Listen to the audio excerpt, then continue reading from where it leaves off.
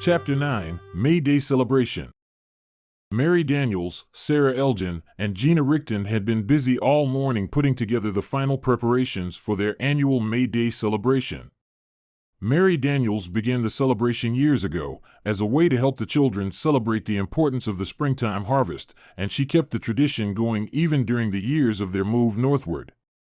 Mary was especially finding difficult today to contain her excitement, not only because it was once again time for their annual celebration, which most of the families looked forward to every year, but also because her husband and 3 sons were nearly finished with the construction of their new home, and all in less than 3 weeks. Encouraged by the enthusiasm of the Daniels family, several other families had also made the decision to start building new homes as well. Since Thomas Daniels was the chief carpenter of the clan, most would wait to follow his lead to get assistance and advice.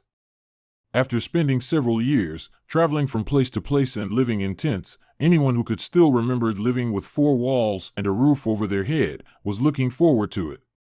It seemed that life in the clan was beginning to look up. It's not going to be sturdy enough, I can tell you that by looking at it. The hole needs to be deeper, or those boys will pull it over like they did last year. I just know it.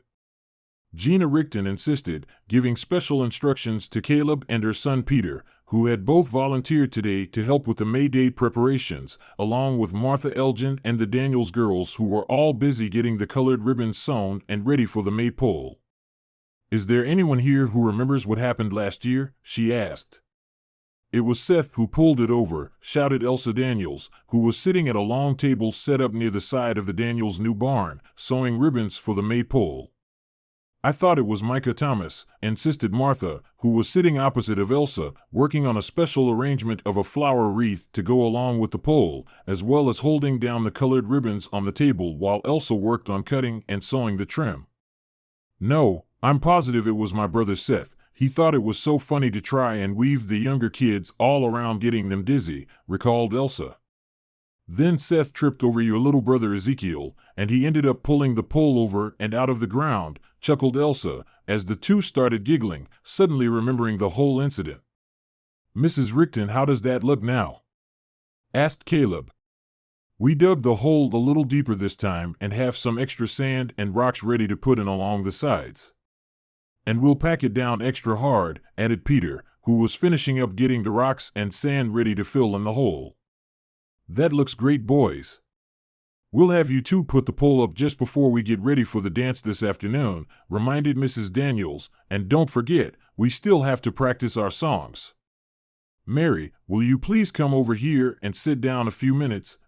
No, we need to rest for a little while," hollered Sarah, who, along with Gina Rickton, had already found a chair to sit on in a shaded area near the opposite side of the barn. "We've been busy all morning getting things ready this afternoon, and I say it's time for a break." Okay, boomed Mary, "all you kids take a break for a few minutes. We can finish this up later after we have some lunch." Mary motioned towards a table set up on the side of the house where several plates of sandwiches had been prepared and laid out. "You kids go get yourselves something to eat." Gina Rickton grinned as she watched as Peter and Caleb practically fly across several tables and chairs to grab some food from the table, while the 3 girls carefully took their time to finish up the decorations and trimming before eventually making their way over to the lunch table. Gina turned around again to notice Sarah, who was paying close attention to young Martha Elgin, having just seated herself in a chair next to her son Caleb, who was sitting under the shade of one of the maple trees, hungrily devouring one of the assorted sandwiches that he and Peter had hastily stacked on their lunch plates. Gina leaned in close to Sarah and whispered in a low voice, "They make a good pair, don't you think?" she asked. "Yeah, they do, don't they? It's just too bad Rebecca Elgin doesn't feel the same way," continued Sarah, getting surprised glances from the others. Rebecca Elgin had long ago earned the reputation amongst the other women as being the most standoffish of all the women of the clan. Even though she had the respect of the other women, she was not very popular. "Well, Sarah, you know Rebecca's always been sort of a prude about those matters," added Mary, who had just sat down after placing a pot full of cool tea and fresh-cut lemons on the table next to Gina, who was beginning to chuckle. "Have a sandwich and a glass of tea, relax for a little while, and forget about Rebecca's nonsense." "Thank you, Mary," offered Sarah, filling up her cup with some tea, and then pouring some more up in cups for Mary and Gina as well. "What is it with her anyway?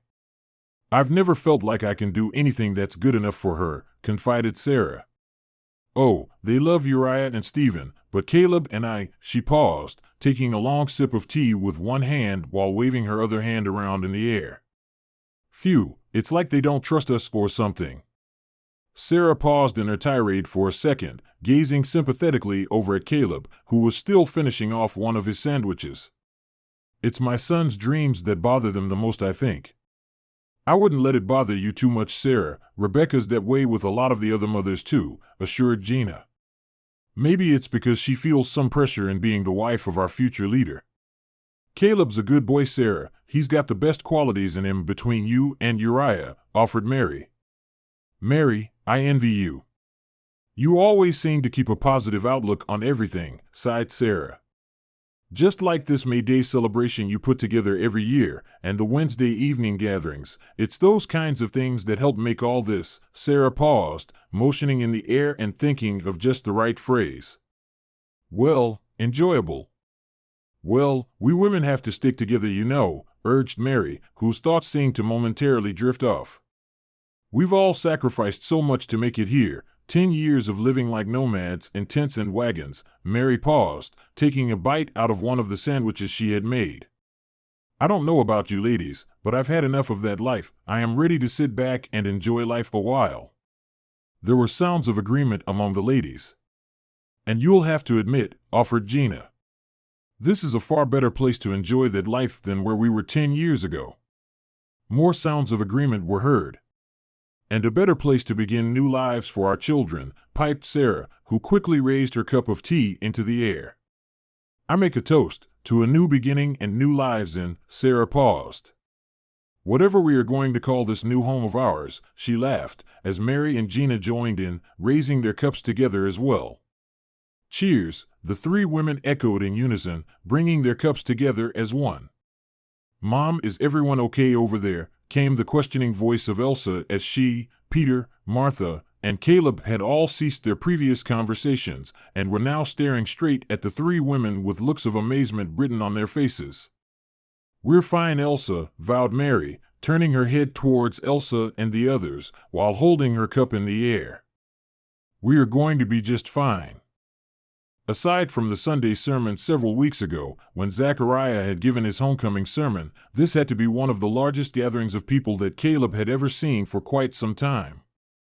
It must have seemed even larger by the arrival of a sizable contingent of invited guests from two of their neighboring clans, the Williams and the McNeils, who had been invited by Joseph Daniels to join them in celebrating their annual May Day festivities. Especially appreciated was the arrival of several dozen of their youth who were all in proximity in age to Caleb, Peter Rickton, and the others. Peter, of course, was beside himself with the arrival of all the new girls from the other clans, which now meant he had more possibilities, and Peter liked the idea of new possibilities.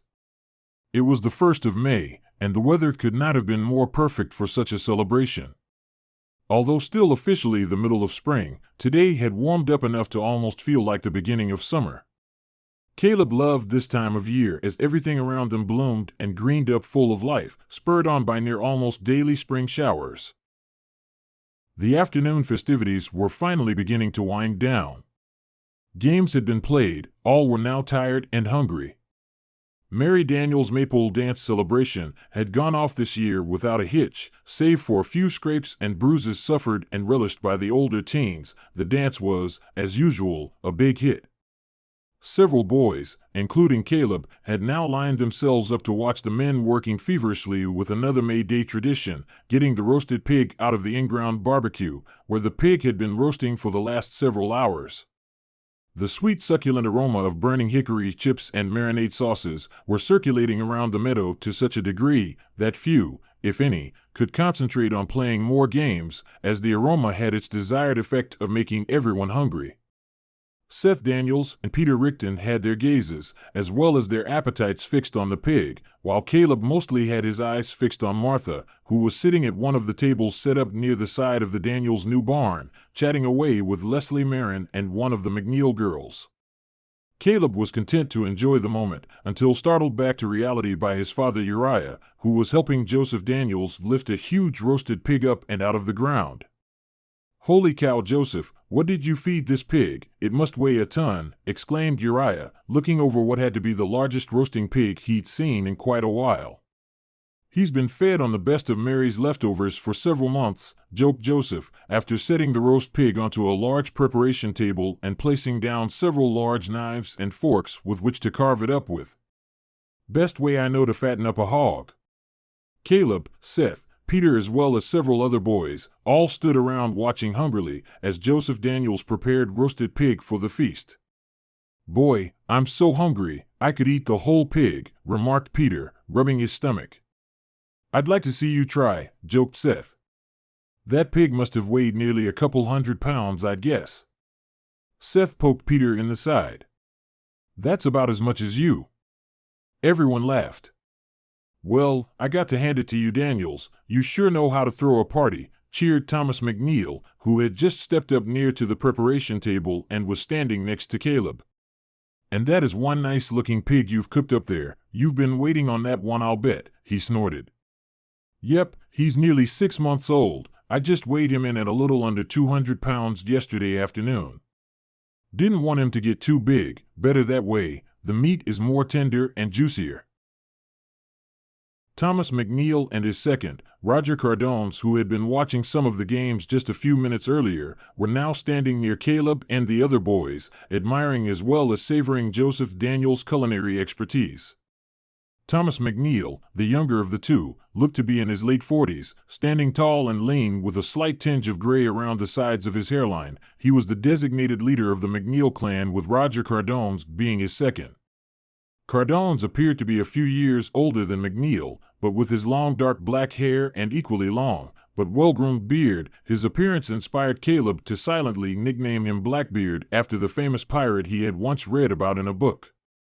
"It smells incredible," bellowed McNeil.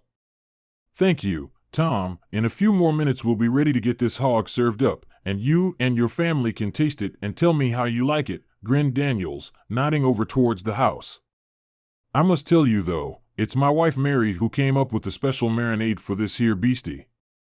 It's her own secret recipe. She won't even tell me what's in it." "Really? Well, I can't wait to try it.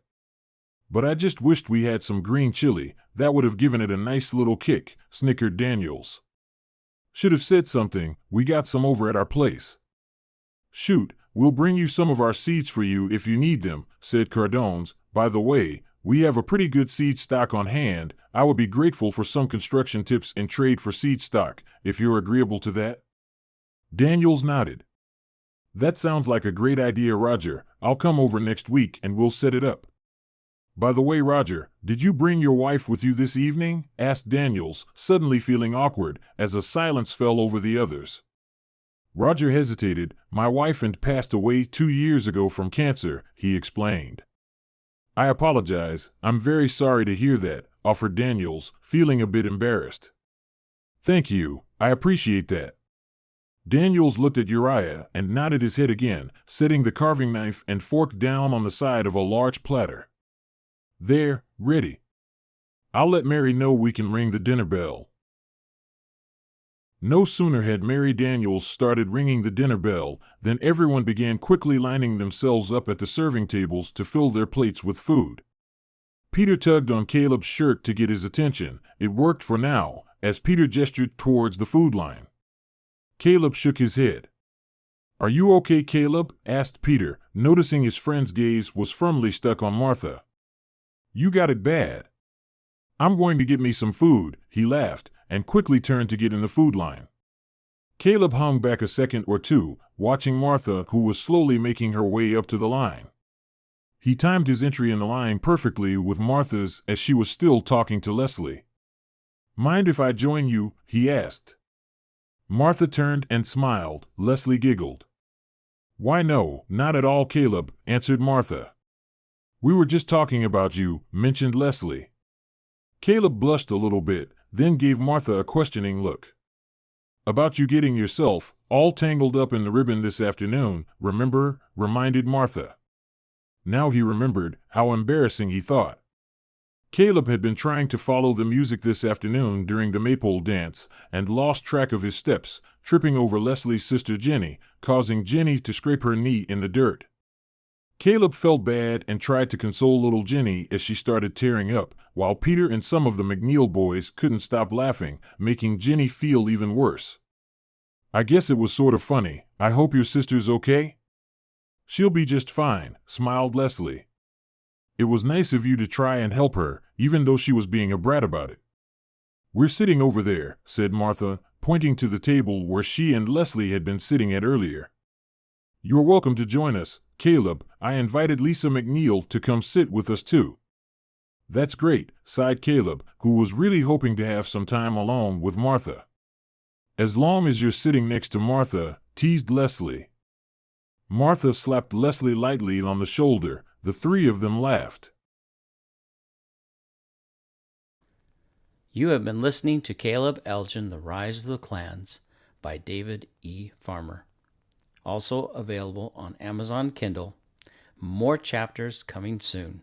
Thank you for listening. Have a great day. Bye-bye.